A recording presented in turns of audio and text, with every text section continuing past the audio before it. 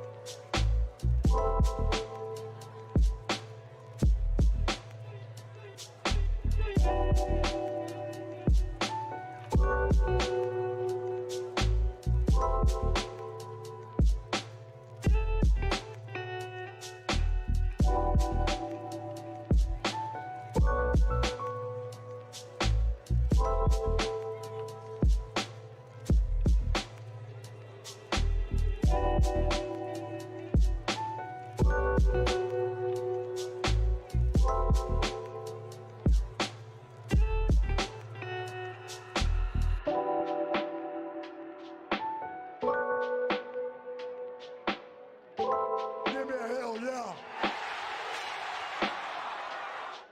Ooh, you know what time it is. Turn the fucking death zone. Turn the fucking death zone.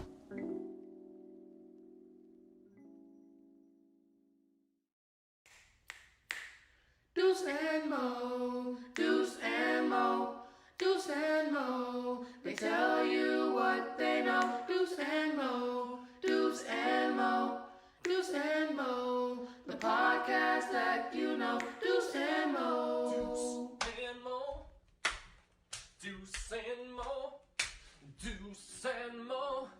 They tell you what they know.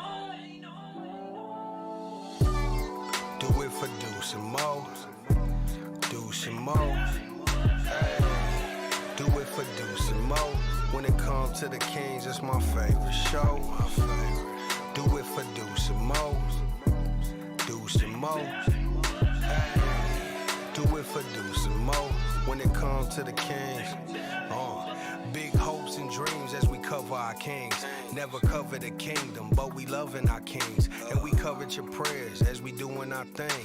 Big Deuce with the pod, Lil Mo on the screen. Solo or together, still do it for team.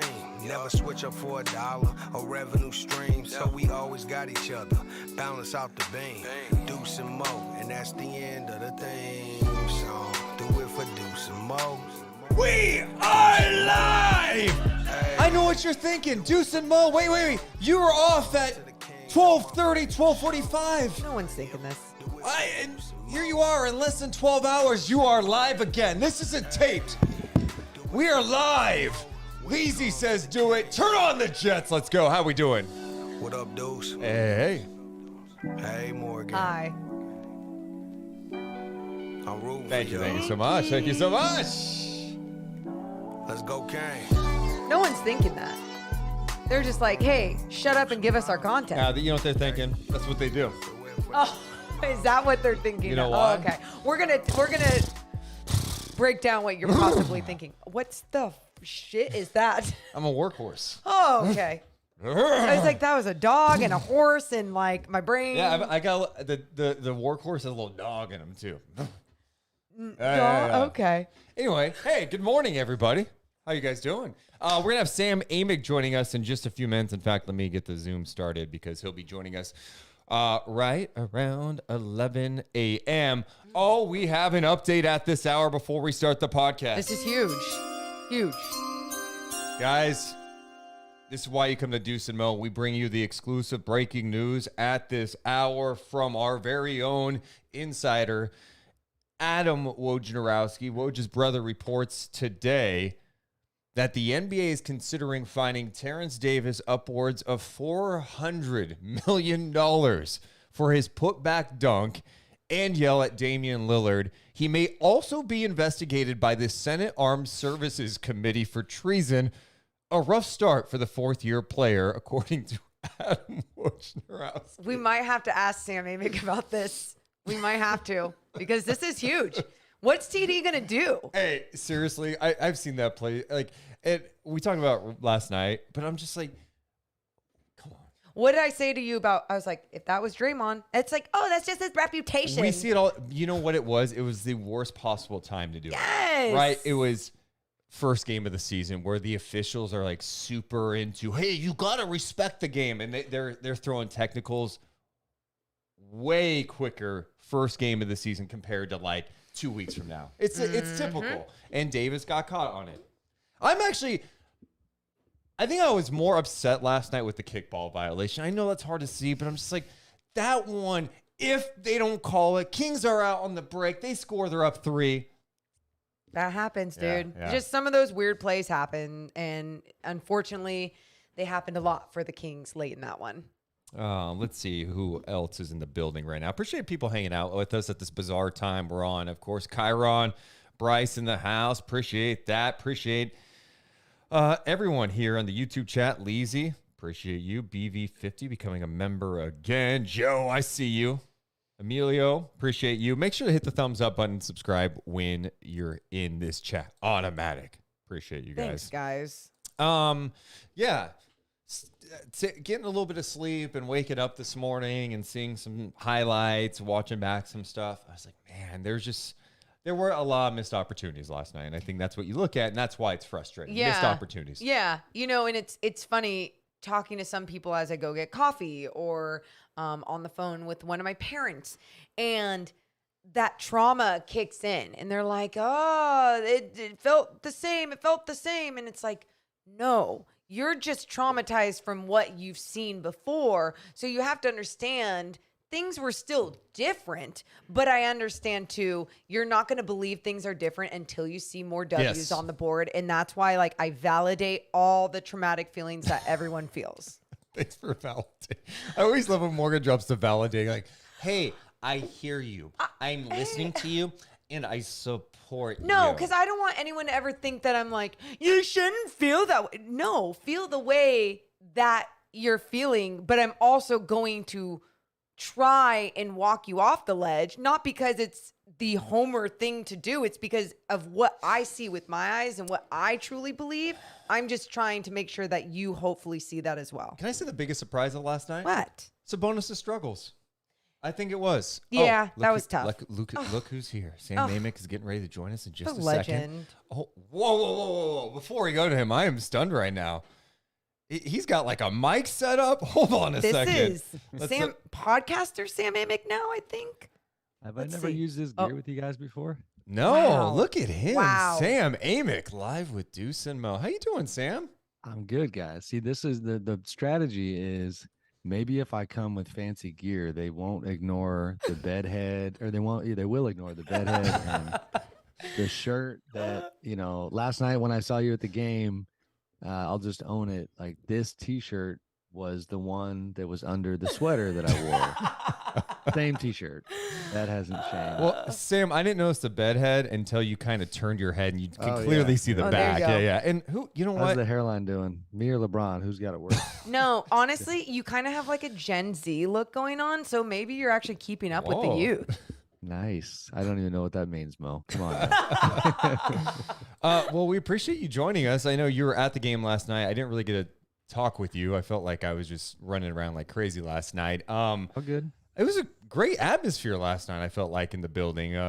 What were I know it's first game, overreactions and all that stuff. We can talk about that. Were you singing Yin Yang Twins at halftime? Oh, God. I was. That actually happened.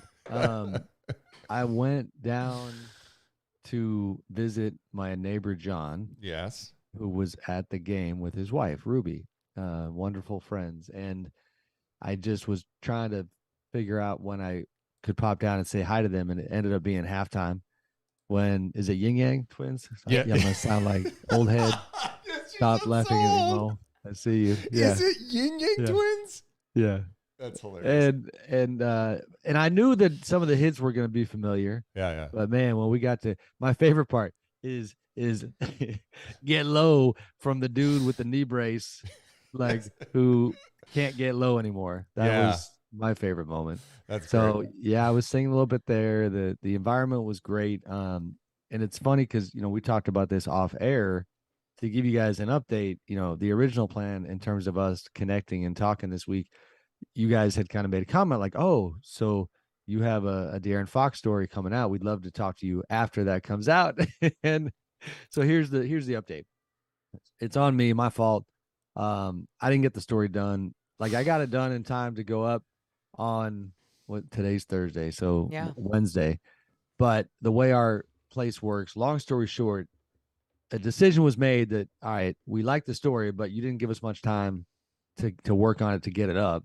So now we're gonna give it more play and promotion a little bit later. Ooh. And so I can't share everything, but like at first it was like a conversation about, it's a good piece, people will enjoy it, and let's run it next week. And I'm like, guys, they could be 0-3. Like, like Yes. That's true. so anyway, that story, barring a shocking twist at the end here, is going to come out tomorrow. But I only share that because, Deuce, your question about the environment and the vibe at the game, like, I'll be honest, like we're objective. We don't root for teams. I've never felt like a bigger Kings fan last night where I'm like, come on, guys. Like, my story's going to pop more if you win.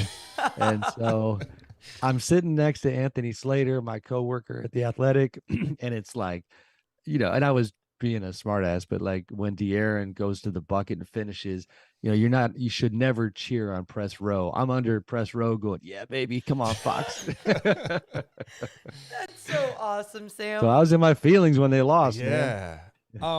Yeah. What stood out to you last night? I know, again, it's one game. I'm not, especially in the NBA, game one overreactions. We saw a lot of weird things happen in the NBA last night with like Utah crushing Denver, what the Pelicans did in Brooklyn. But looking at what went down in Sacramento last night, anything jump out to you just being in the building, watching the guys, maybe people you talked to before? There was a lot. I mean, first of all, it's just good to be back with games that actually count. And then reporter wise, being back in the locker room is a breath of fresh air. And I'm already really enjoying just like, that's how you learn about these teams on a deeper level. So all kinds of positive stuff. But basketball wise, it's just like, damn, like the Kings, there was a lot that popped, right? Yeah. De'Aaron had a great night. 8 turnovers is bad, but he had a great night. Kevin Huerter, like I actually was a little surprised. I didn't know why, he wasn't getting more burn last night. His minutes were down early in the game when at halftime he had a +20. Sabonis, the box ended up looking okay, but he had a pretty brutal night. I thought he didn't play well, but there was a lot that popped. And then you get to the end, you see what happens. And I know in this town, the Groundhog Day component is always there. And you're like, I mean, it's just defense. It's 115. It's 30 plus points in 3 out of 4 quarters.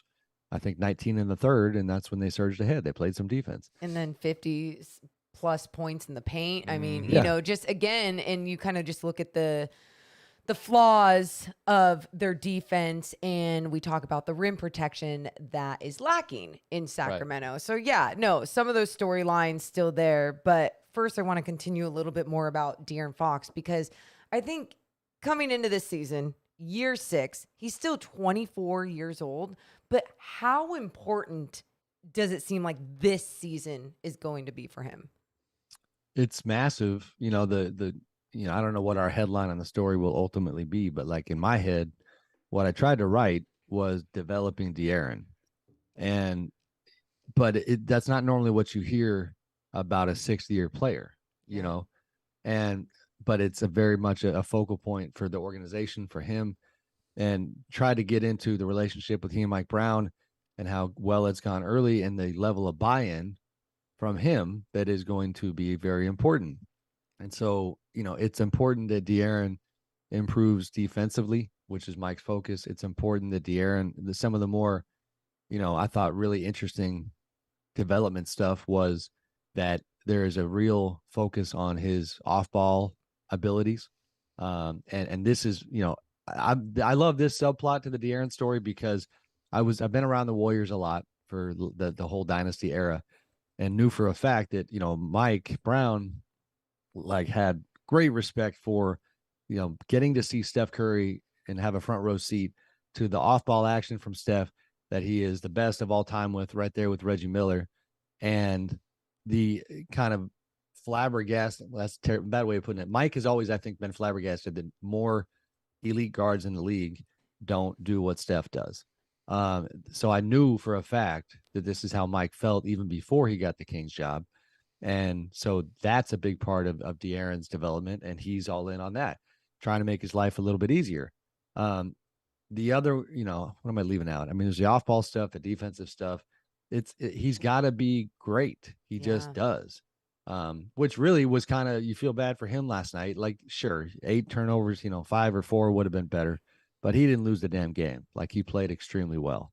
So it starts with him, not having Keegan Murray was unfortunate. Like I said, Herter, as a lighthearted aside, you guys know I have 2 redheaded sons. So the Amick family might have been texting about how we got a new hero in the family. That's awesome. Kevin Herter, we're going to have Kevin Herter posters in the boys' room. Ginger Pride is coming on strong here. Great. That's hilarious. No, I thought Herter was really good last night. He just seems like he does a lot of good things. It's not just the shooting. He could put the ball on the floor. He can make plays. He's a pretty solid defensive player. So there were definitely some good things. With Fox, I know you don't want to spoil your story that comes out tomorrow in The Athletic. I can't wait to read it. But was there anything that jumped out to you from talking to him? I don't know how much you guys went into maybe what went down last year, because it felt like, for De'Aaron at the start of last year, really up until the trade, it just didn't seem like mentally he was totally engaged in Sacramento. It seemed like there was a clear level of frustration with, hey, I'm in year 5, the pieces around me, we're not getting better, that he was kind of wearing it a little bit. Yeah, I agree with you. And then I hate to disappoint you because admittedly, this story, we didn't go down that road that much. Yeah. He was great to talk to. He was giving with his time. But every single time that I tried to hit the rewind button and reflect, he was very, pointedly turning the spotlight into the future. And he's trying to leave that stuff behind. But I agree with you. Last year, I couldn't figure out his body language, his vibe, his messaging. You had some of the injury stuff where you thought he was ready to play again, and then he missed another handful of games. But one thing, and I probably should have found a home for this in the piece, but I thought it was insightful in terms of where his head is at now, as it relates to the specific idea that you are the poster boy of this generation's Kings team that continues to not make the playoffs. And how does that sit with you? He did have, one quote where he said, "It definitely eats at me." Talked about how when he runs into fans, he's like, you can't ever talk to a Kings fan without hearing about the 2001, 2002 Kings, and then, hearing about the playoff streak and how it does weigh on you. But at his wedding, I didn't really realize how, players are friendly in today's era. Right. But man, he kind of had a who's who of NBA players at his wedding. And he talked a bit about how, because he's in a very happy place. He's extremely happy to have gotten married to his wife, Say, and he's happy about the coaching staff. And so personal, professional is all going well. But he's like, I'm at the wedding and my boys, Bam Adebayo, Jason Tatum, you got these friends of his that have experienced playoff basketball at the highest level. Bam was in the finals a couple of years ago. Tatum was just in the finals. These guys are getting recognition for their talents on a level that De'Aaron just hasn't, because he has not been able to get his team to the second season. And with that context, I found super interesting that no matter what industry you're in, if you have friends who you came up with and you kind of look left and you look right, and they're just kind of having more success and having more fun, that, and then, the clock is ticking, right? Like he's 24. He'll be 25 in December. So he's still a young dude. And he talked with great optimism about how he can get a lot better, but he does seem pretty thirsty to join some of his friends on the playoff stage. And I can only imagine having your friends and your peers have that success around you and what that can do for your mentality. It's like Sam Amick. He is a huge job with the Athletic, and then we're little peasants. Yeah. Like, and he's like, oh, yeah, sure, I'll join you little peasants. Yeah, I'll come on your cute little show. Oh, okay. You guys are cute. Yeah, no, so we get it. But seriously, going back to like De'Aaron and what he has now, though, with Mike Brown, I mean, you've been around Mike Brown over the years, and I feel like Mike Brown so far has shown that he can be a great teacher, not just a leader, not just a coach, not just a manager, not just some guy that knows the X's and O's. He knows how to teach the game. And I feel like De'Aaron hasn't had someone teach him how to play basketball the right way since the beginning of his NBA career. It was like, hey, just rely on your speed, go downhill, and let's make that our offense. Or, be active on defense, but never having the accountability to sit down in a stance. With Mike Brown, do you feel like this is the time that things are going to change for the Kings and the franchise with culture and everything? I do. Yeah. I mean, and my job inherently, like, you have to always fight against whether it's recency bias or, like, I'm really guilty of, like, when people give you their time and they give you their insight, you kind of melt in their hands. You know what I mean? Like, in terms of the narrative. So it's like, yeah, De'Aaron, I hear you. Yeah. Like, yeah, Mike, I hear you. So I got to guard against that a little bit. It's just words. The actions are going to matter, more than anything else. But I will say that walking out of the room, talking to De'Aaron, we sat down in the row 1 club inside the Golden One Center and had that conversation. And then with Mike, it was like a half an hour on the phone. Like, they were both incredibly believable as it relates to, like, being on the same page. And De'Aaron in particular just did not ever sound like he was just trying to gain favor with the new coach or have cliches and talking points. It was really real stuff. And, I don't mind giving some of it away. Like, you guys know this story, but, I led with the fact that when De'Aaron and his, at the time, fiance Rasay were getting ready to go on their honeymoon, Rasay had actually worked for the Warriors in an internship role with their player development staff. Luke Laux, Kings assistant coach who Mike hired, was her boss. So Mike gets hired, De'Aaron and Mike start talking, and Mike tells De'Aaron, I'm thinking about hiring this guy, Luke Laux. Rasay hears about this, tells De'Aaron, like, oh my God, I hope you guys hire him. He was awesome. That was my boss. And I loved it because it was really relatable. Like, you guys can relate. I can relate. Like, when your partner says, no, I rock with that person. Well, now your confidence in that person is up right away. And that's what happened here. De'Aaron was like, all right, cool. I'll go with Luke. Well, next thing you know, Luke is joining them on their honeymoon, in Italy. And you're talking, the couple staying on one island near Venice. Luke and the former Kings trainer were staying on another island. They'd take a water taxi in the morning to go meet at the gym, 2 hours, do their thing, cut the honeymoon short to come back to San Diego. Now they're going 5 days a week. It was hardcore from the beginning with De'Aaron buying in. And, honestly, like, for his sake, I hope it pays off because I think in the past, there has been a fair amount of chatter about the synergy between the Kings and De'Aaron in terms of off-season training not always being there. Not anything malicious or, any dramatic type of deal, but a little bit like, 1 year, I think he went to Miami, to stay for quite a bit in the offseason. And the Kings were like, damn, it just makes it logistically harder to get there. Between the honeymoon experience and then San Diego, which is a whole lot closer, and then him keeping that door wide open. Because, a lot of stars these days basically say, hey, when the offseason hits, I'm going to deal with my people, my trainer, my performance guy. And they sometimes control how much they let the organization put their hands on him. De'Aaron was pretty committed to letting the Kings develop him. Yeah, and it helps, like you mentioned, his partner, like, she was a baller too. Yeah. Like, she loves the game. She played at a high level. I thought another thing that was interesting just with the Fox dynamic was even in the offseason. I think it was right after Brown got hired where they, like 8-9 players went to Sabonis's house in Napa for like 2 days and just like hung out. And, I do think sometimes we talk about these guys getting together and it's like overblown sometimes, but I actually think that was kind of impactful because I think when you go away, you choose not coming into town in September. We're talking in June. You go to Sabonis' place for a couple of days. You're hanging out. You're watching finals games. You're drinking wine. I feel like you can make real connections during that time, and hopefully that could, build something, a level of trust and companionship that when you go through the shitty times of an NBA season, you guys can get through it a little better. So I couldn't agree more. And I honestly think, the longer I cover this league, I enjoy stuff like that is not really just about basketball, like writing or talking about those types of dynamics. That's just life stuff. You know what I mean? Like I've got coworkers at the Athletic where, I might see something they do where I think they could do it a different way or maybe do it better.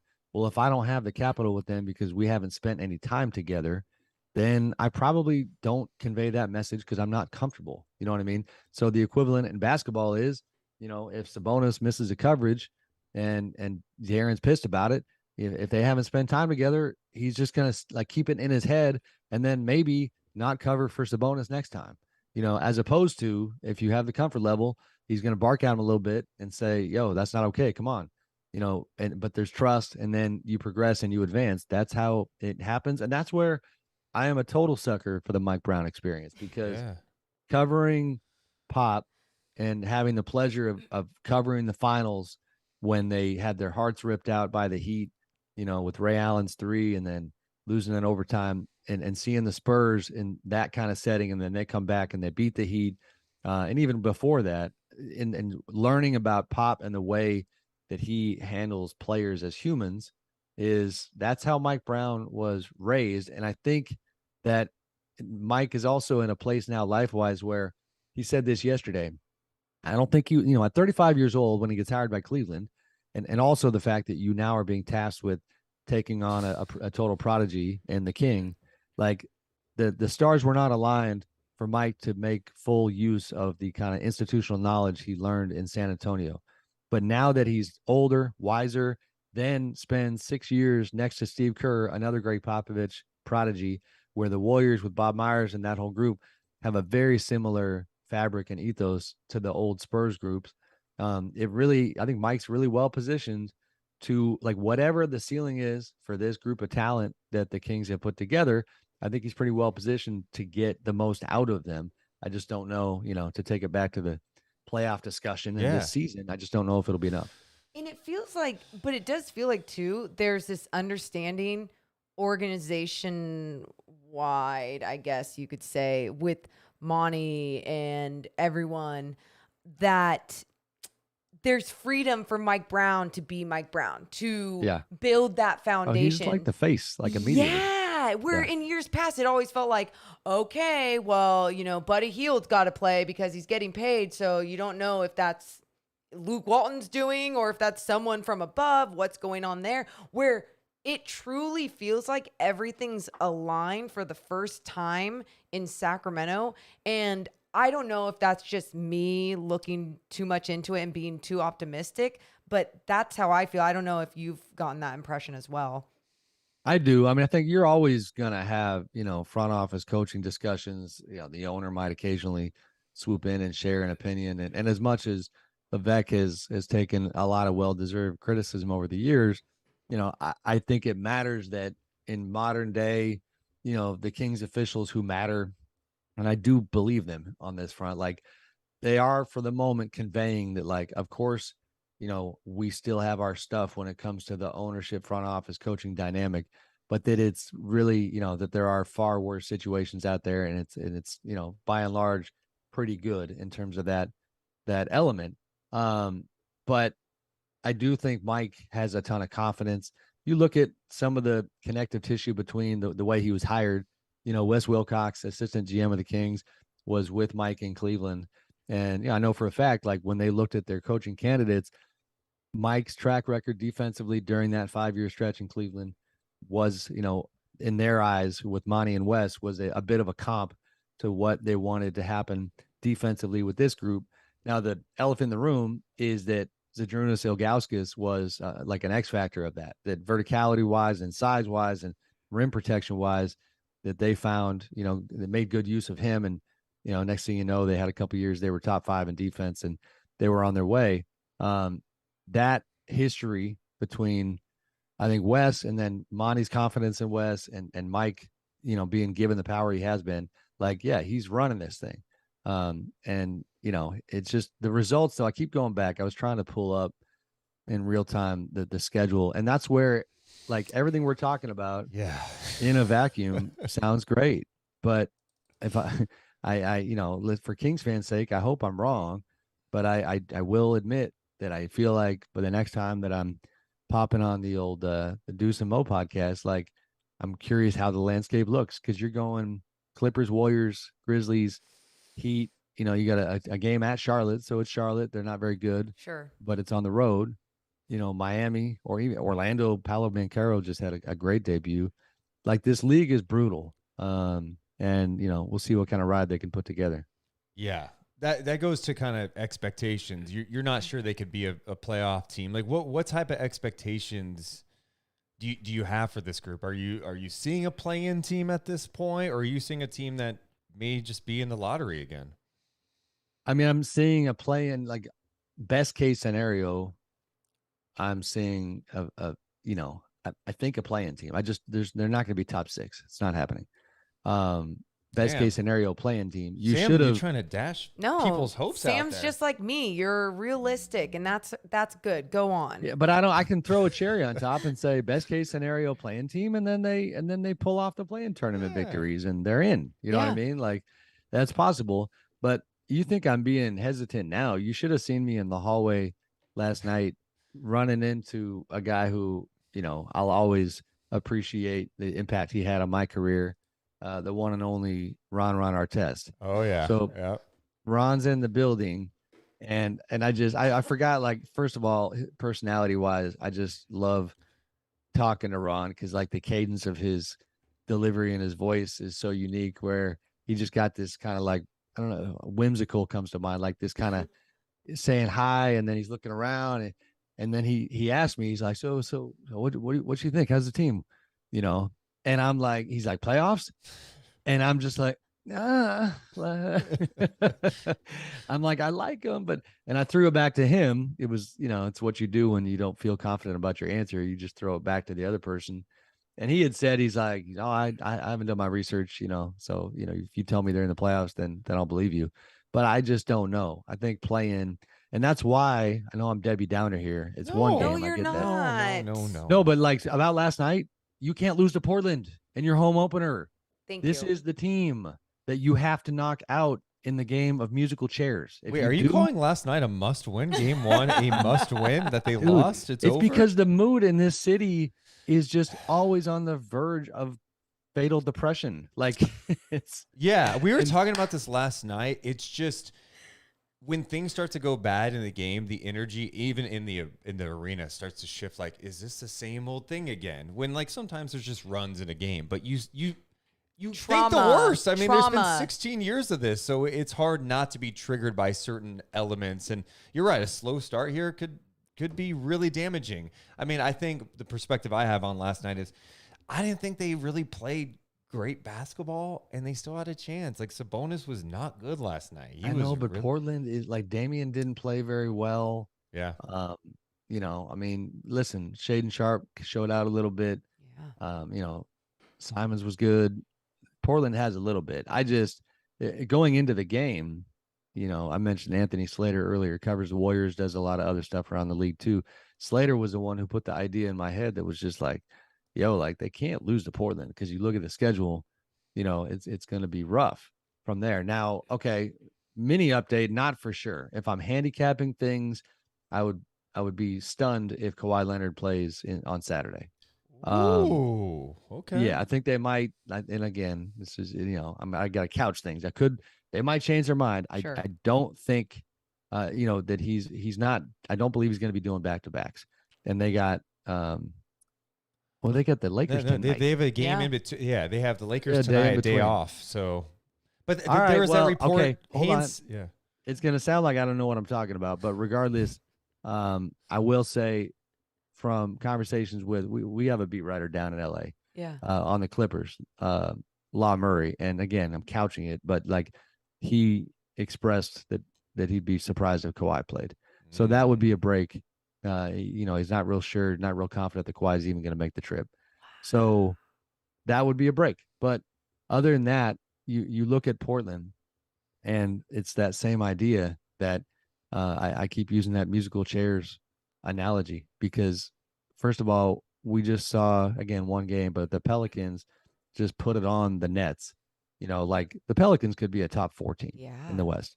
The Jazz, oh, by the way, the team that you were supposed to assume was tanking just took it to the Nuggets. The Nuggets are going to recover, but it's like, damn, are the Kings fighting with the Jazz for a playoff spot now too? Because they were supposed to be out of the mix. So but we're not. That's too extreme. Let's go through it real quick. Take the Jazz out. I'm looking at the list of teams here. Yeah. New Orleans, 1 playoff team. Golden State, playoff team.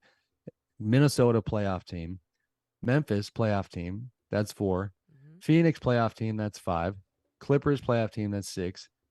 Dallas, 7. Okay. Denver, 8. Okay. Then we get into Lakers. Okay. Okay. Well, let's just go ahead and say, give it to them. 9. Okay. There's 1 spot left. Yep. I have not named Portland. Yeah. Like the ones that you leave out, San Antonio's not going to be there. Houston's not going to be there. Oklahoma City's not going to be there. And is that it? Yeah, and Utah, like, again, who knows? They look great on the opening night. But it comes down to Portland. Like, you're going to be fighting for 10th with Portland potentially, which is why I just think they needed to get off to a better start last night. Yeah, I know. It truly is why those games are going to be so very important. It doesn't matter if it's in the beginning of the season, middle of the season, or end of the season. So I was going to ask then, Sam, because you feel this way about this King squad, what is the biggest question surrounding this squad? Just defense. I think it's defense. I don't think I agree with. It seems like the internal assessment. You mentioned rim protection earlier. The Kings feel like for one, in doing the Fox story, I learned a fair amount about more specifics on Mike Brown's defensive strategy philosophy. Cool. And I thought it was really interesting that, and I don't know if you guys have heard him say this, but verticality is incredibly important to him. And they got that cowbell now in the practice facility floor. If somebody executes verticality successfully, they're ringing the bell with assistant coach Jay Triano, I think, running that little sideshow. But he is a stickler on not fouling, and he has a deal with his players, and that goes for verticality and reaching for blocks, and it goes for the wings gambling. And essentially his contract with the players is if you reach, if you gamble, and you kind of breach, verticality, then the result is on you. If you're out on the break and you get the steal and your dunk, then you look at me and say, it worked out, coach. But if it doesn't, that is on you. Conversely, if you go up for verticality and you feel like you could get the block, but you don't do it because you're going to get the whistle, and you get scored on, he says, you can look at me and say, that's on you, coach. And that's kind of how they're approaching it. But the part where I don't think I necessarily agree with what seems to be King's confidence in the call it rim defense or just the front court presence, I just think it's a problem. They need another athletic big wing to be a disruptor around the rim, and they don't have it. And their analytics tell them that Sabonis is a fairly solid defender for all of these kind of core reasons that we're talking about. It's not flashy. He doesn't block shots, but their analysis is that he's not the liability that, the mainstream public makes him out to be. I'm not sure I agree with that. It's not just on Sabonis, but like Morgan, you said it earlier, like 56 points in the paint, it was too easy. So, I mean, they have talent. They can get hot. Like the shooting, my God, LeBron's out here just begging for one of these types of shooters that the Kings have. Yeah. So like that's an edge for them every night. By the way, Malik Monk didn't play very well, so that'll probably change. He's a shooter who didn't find his shot, but the defense is the thing. It's 16 years it's been defense. That's been, the one common thread all the way through. The one guy that we did not see last night, sounds like he'll make his debut coming up Saturday against the Clippers, is Keegan Murray. And he played 2 preseason games. I thought it looked really, really good. He had a really strong summer league. I'm curious to get your early impressions of maybe what you saw from Keegan Murray early on, and if you think he can be just as impactful in regular season minutes. Yeah, I mean, he looked great. You know what I mean? And it's in terms of optics and the PR component, that's been a real benefit for the Kings because, they take a lot of criticism for not picking up Jaden Ivey in the draft. And then the fact that, that Keegan popped in Summer League kind of helped quiet that noise. And then the fact that he looked good in the preseason helped quiet that noise. And so the general idea now in terms of, the way the Kings get talked about and covered is that, good job on Keegan Murray. He's an asset, and, we'll see down the road which players are better, but you did not screw it up. You got a really good player. I do wonder though, since one of the major themes of our conversation today is defense, is, how is Mike Brown going to handle that component? Because, any rookie, I mean, Keegan, first of all, he's shown some capability to defend in college, but I mean, rookies get roasted in the NBA defensively. And so I'm really curious to see how Mike handles the starting lineup. But even if Keegan's coming off the bench, which if I had to guess, that's probably where the direction it goes, then, that's a pretty damn good 6-man. And that's a guy that, that seems so comfortable in almost every facet of the game. And that was a major missing component last night. In real time here, guys, I'm actually going to throw it your way and ask, because all I saw was that, do we know any specifics about Keegan and what he was dealing with? Because I believe it was just health and safety protocols was the announcement. Yeah, that was the announcement. A little sensitive to get to on the pod, but like I don't know. I mean, you assume like, oh, it was a COVID situation, right? And he was out for a while. He was at shoot around yesterday. He was shooting before the game, so he's obviously cleared, and he'll be on the practice floor today. But Brown was like, he's got to get a practice in or 2 before he even comes back, and I think right. And the way it lays out, he'll get that. And that's his way with any player. He was even talking about with Kevin Huerter, and when he had the ankle injury, it was like, you have to get at least a practice, and I'm not just going to shove a guy out there. So he seems very adamant about that. Right. Yeah.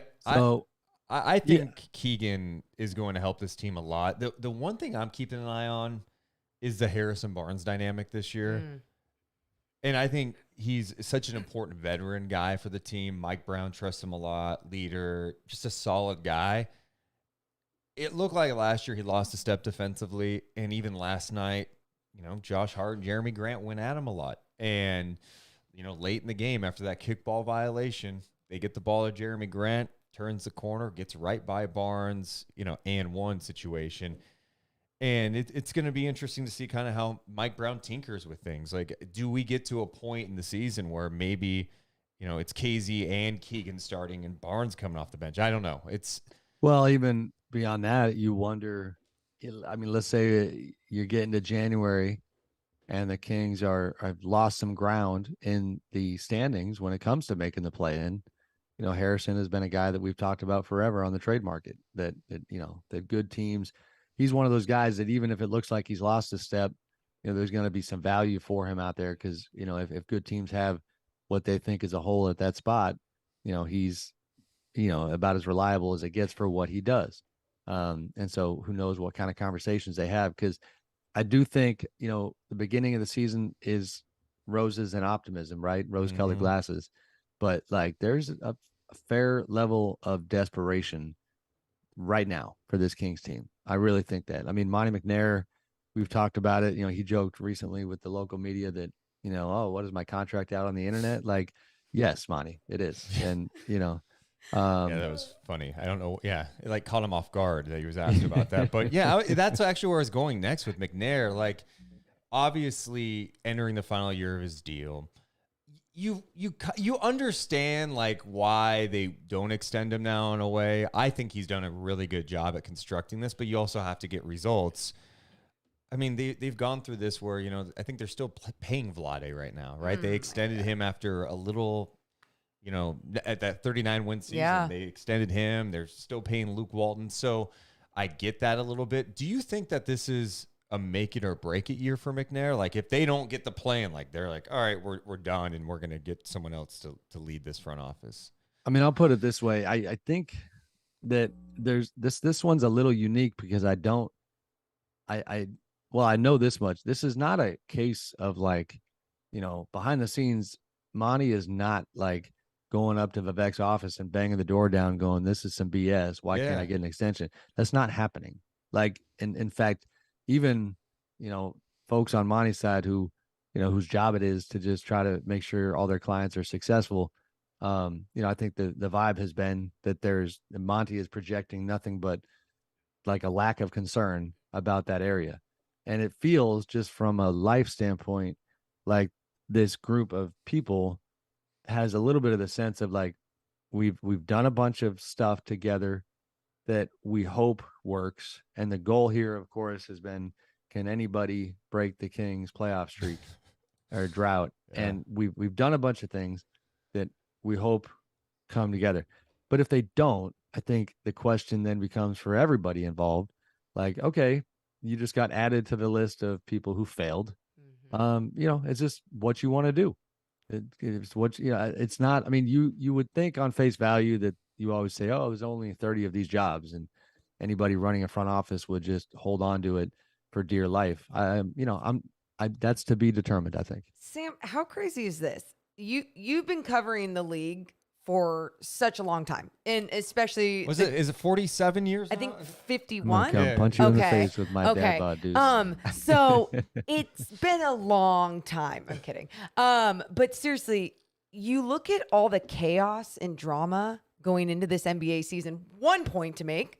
Doesn't have to do with the Sacramento Kings, which is amazing. But is this the most chaos you've ever seen going into a season with the Celtics, the Suns, a Draymond punch? Oh. I mean, it's been wild. It's a lot. I mentioned recency bias earlier. I don't know. It's hard to compare. I mean, some of those years with either, labor strife that adds to the league-wide angst, those are unique seasons to cover because you're, adding a whole layer to it. You've got the pandemic bubble experience, which was craziness. But as far as just like a series of individual teams that faced unexpected controversies, yeah, I think so for sure. The Celtics one, but at least early, man, the Celtics and the Warriors, it's just like, oh, our coach is going to do something that leads to him leaving. No problem. We will go destroy. Who did they not destroy, but they beat Philly on opening night. Yeah. And Philly, a lot of people think Philly's, like a title favorite. So they look great. They look like they're unaffected by the fact that they have a brand new head coach. Is not a small thing. And the Warriors, and I've been close to them last couple of weeks, and they get through it. They hand it to the Lakers. They look great. But even the Suns, man, they come back on Dallas. Don't forget about the Suns. They, I mean, clearly the biggest acquisition of the offseason was Damian Lee going to Phoenix. Of course. Out here hitting game winners. Did you guys see the Steph Curry social? Yeah, dude, his reaction. Yeah. That was amazing. That was awesome. Yeah.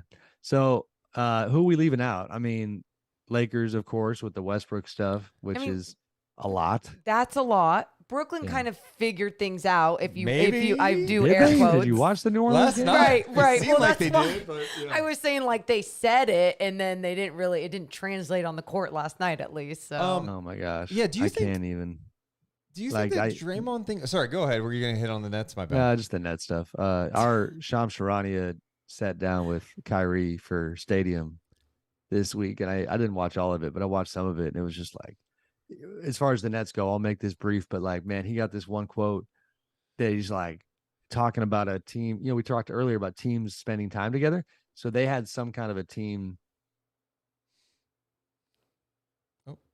Oh, we lost Sam. Sam, I think it might. Wait, your mic just cut out. I thought it cut out for a second.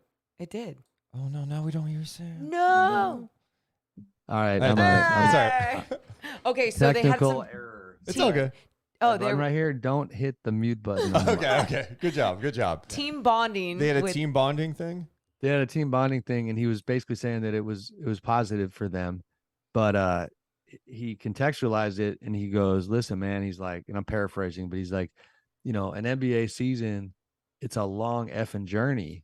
And, you got a long journey to get through together. And one of the commenters was just like, man, bro's out here talking about a long journey. Like, when's the last time he took part in the long journey? Like he's been ducking out last couple of years, either getting hurt or ducking out for a variety of reasons. So yeah, Brooklyn didn't look good. I'm not sure about, I picked Giannis for MVP, but my God, Zion, looking incredible in his debut. Probably not going to be the MVP, but Zion looking elite and special. So yeah, I think Brooklyn is probably going to have a roller coaster year too.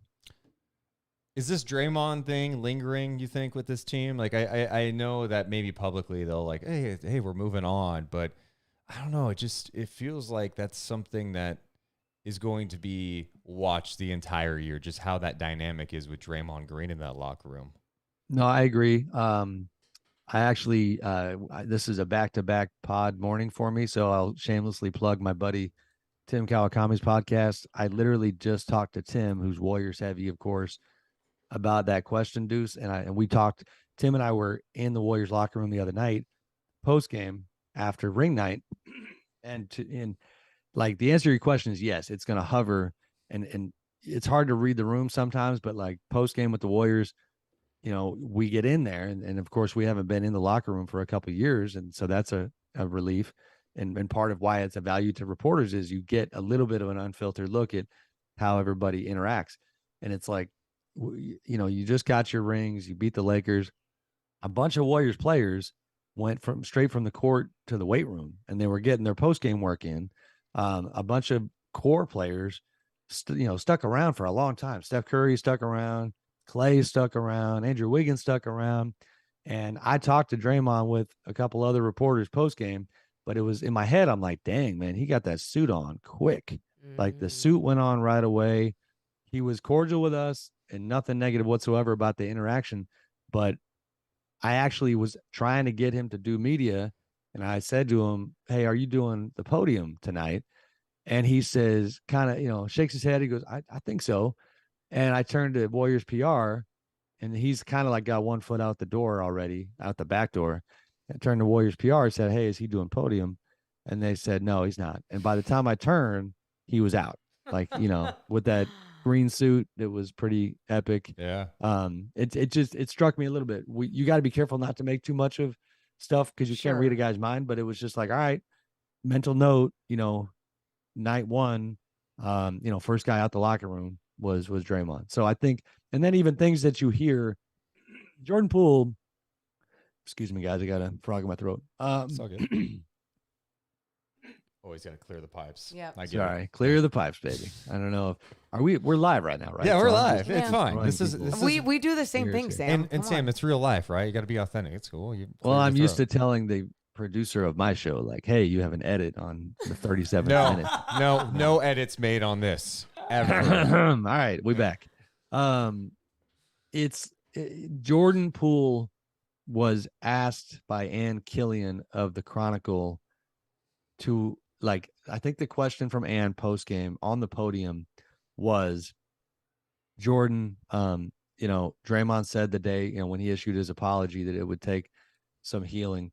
And I'm paraphrasing, but it was like, do you feel like the healing has occurred, or was tonight, was there any awkwardness about this experience? Something along those lines.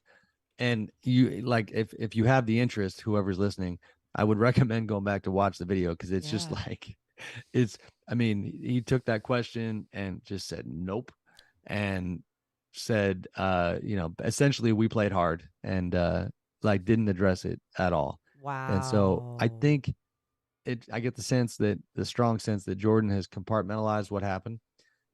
He seems to be fine. Like, his vibe is great.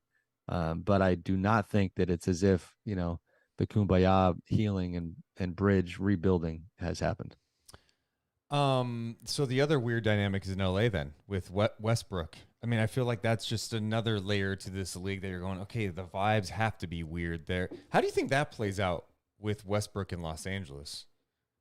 I I think it's going to be a pretty crunchy first half of the season, and I think that we will have to continue monitoring what Rob Pelinka does trade wise, because I think Russ, is obviously front and center in terms of, very possibly getting moved at some point before the trade deadline.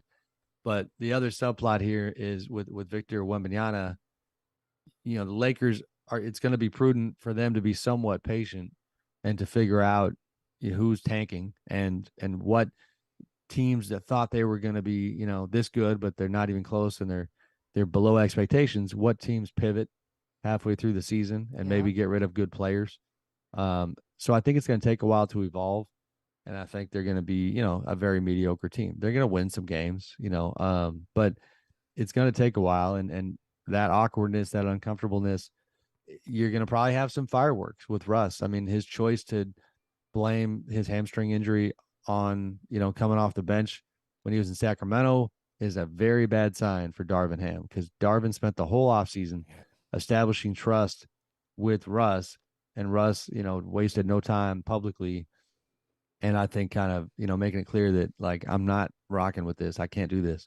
And that's a problem, because this is the same thing that befell Frank Vogel before him, is this fear of how Russ would react if you took him off the bench or if you put him on the bench. And, that's a game changer. When they were in Sacramento, just quick story time, I go to Lakers shoot around and, I have an okay vibe with Russ.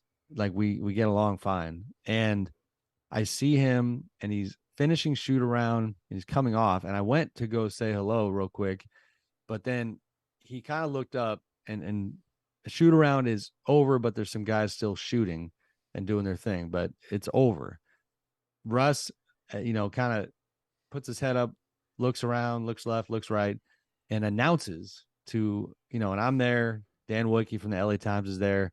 PR is there. Announces, says, hey, I just want to make sure everybody understands that the basketball is over. So, and he's smiling. It's one of those like, haha, I'm just kidding. He's not kidding at all. He's like, the basketball is over.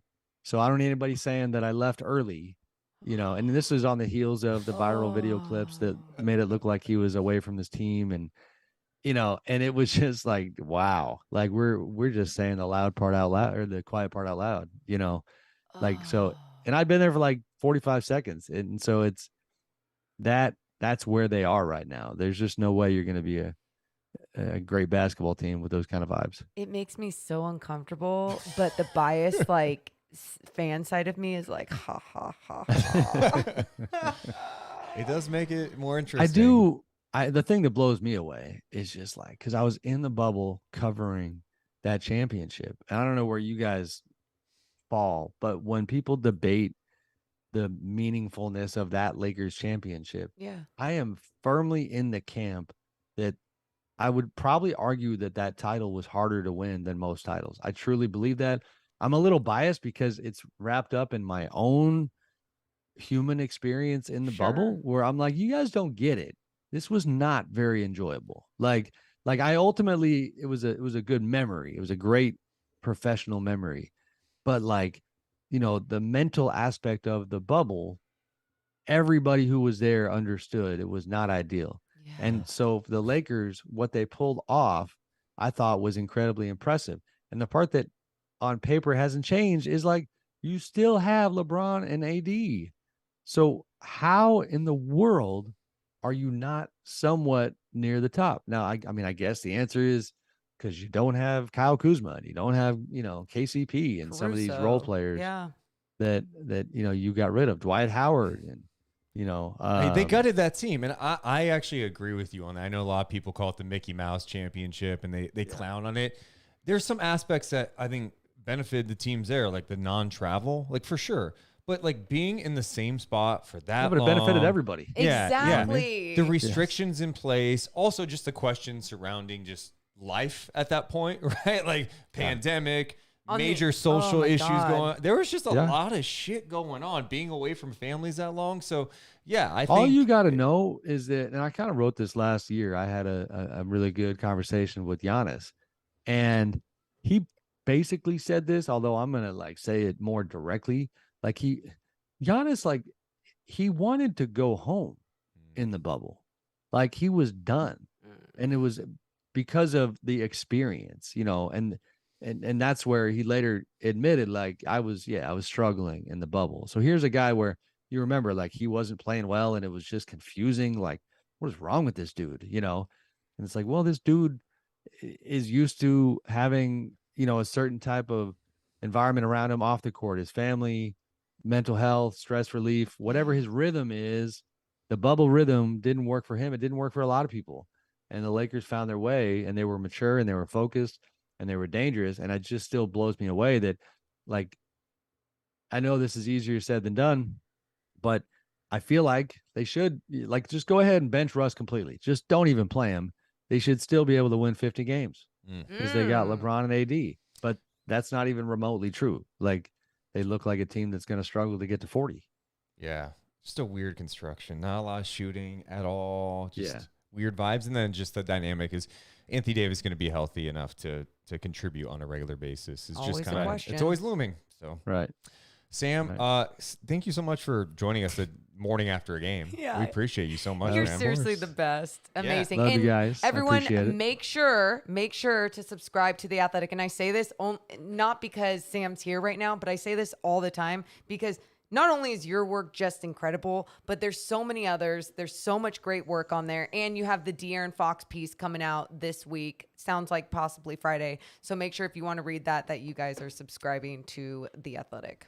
Thank you guys. I appreciate the plug. Sorry for not coming at you with my GQ look today, but Oh my God. Gen Z look. Remember Gen Z. Gen Z. I'm gonna have to go look that up. Yeah. Okay. By the way, I'm loving the sweatshirt. You're making me feel like my childhood again. You like that? Drug abuse resistance education. Don't There do it drugs, is. kids. I like it. I Hey, like thanks. it. Good stuff. All right, guys. You're the See you man. next time. Thanks, Bye, Sam. That's the Sam. one and only Sam Amick joining us live on the Deuce and Mo podcast. Yeah, for those who thinking we're like taped right now, no, this is live. Like, shout out to Will Z, who says this was great. Trevor in the building. Eric, Shane, who wants to hear about Malik Monk. If you're here right now, let's get the thumbs up going. Can we get Let's that? go. That needs to be at like 150 right now. It just Let's helps keep it with going. the algorithms. And it's cool, you guys. Anytime that we look at our analytics too, we get to see a lot from YouTube that it's a suggested channel for so many other NBA fans. So thank you so much. That's for all the thumbs making up that. does. Yeah. It helps us grow. That's Yeah. all. And you could subscribe to as our chase to 8,000 subs is on. We're getting close. I think we're like 50 away now. 50 away from 8,000. Amazing. Thank Keep you it guys. going. Yeah, interesting perspective from Sam, just kind of on the Kings landscape. And, I know, like, I've done the same thing that he's done looking at the Western Conference. Like, all right, what about this team? What about this team? I said after the Kings' final preseason game or final matchup against the Blazers, I'm like, Blazers are just, they don't have the depth. They looked really good last night. And GP2 wasn't even playing. Yeah. And I think, I'm a big Jeremy Grant fan. I thought know. Josh Hart added something. Simon scoring 10 of 22 in the fourth is big. If Shane Sharp gives him something, which what he did last night was, hey, I'm going to be able to knock down an open three. Like, Simons attracts attention. Dame still not where he needs to be. There could be something there for sure. I still don't know if that depth's legit. And I still don't, again, That's this fine. is my perspective. Yes. I think Portland got contributions from a lot of guys last night. Yeah. Even Justice Winslow, who I thought was crucial off the bench for Portland. And the Kings play a stretch of good basketball in like the second quarter and a little bit after that in the fourth. And they still had a chance. So that's where I'm at with the Kings. I'm excited to see what it looks like with Keegan Murray. And really interesting that Sam Amick says Kawhi Leonard may not play against the Kings on Saturday. I know. He may not even travel. Which, again, obviously the Clippers, they have depth. They have guys. They have a great coach. So they're still going to be capable of winning without Kawhi Leonard. They did it last year as well. But at the same time, it's just one less piece to worry about in this stretch of games for the Sacramento Kings where they're going to look to get their first regular season win. We'll be live after every single game, back live again Saturday nights. We got Kings and Clippers from Golden One. Keegan Murray makes his NBA debut. I love a Saturday night chat. Saturday night. Feeling all right. I wasn't going with that Yeah, I don't know song. what song you're I was doing going with. Saturday in the Park, and it was like, that doesn't Oh, make any I was sense, just so making stopped. up any song. Oh, Okay. what's your song for Saturday night? Saturday night, I'm feeling alright. I can't wait for the night chat, baby. That was pretty good. Keegan's playing. Keegan's playing ball. We want to see some more. Some more. More. What's that Some mean? more. But you're just With saying. mall, but you Because rhymed ball with and ball. ball and mall. That doesn't go. Well, I'm trying to make this up on the fly. Hey, give me 3 words. I'm Harry Mack. Give me 3 words. No. Oh, Cut the man. music. All right, guys. Thanks so much for hanging out with us today. Make sure to hit the thumbs up on the way out. We love you guys so much, but we got to go. Thanks for joining us today, and always, we'll see you guys later. Deuce and Mo, Deuce and Mo, Deuce and Mo. They tell you what they know. Deuce and Mo, Deuce and Mo, Deuce and Mo. The podcast that you know. Deuce and Mo.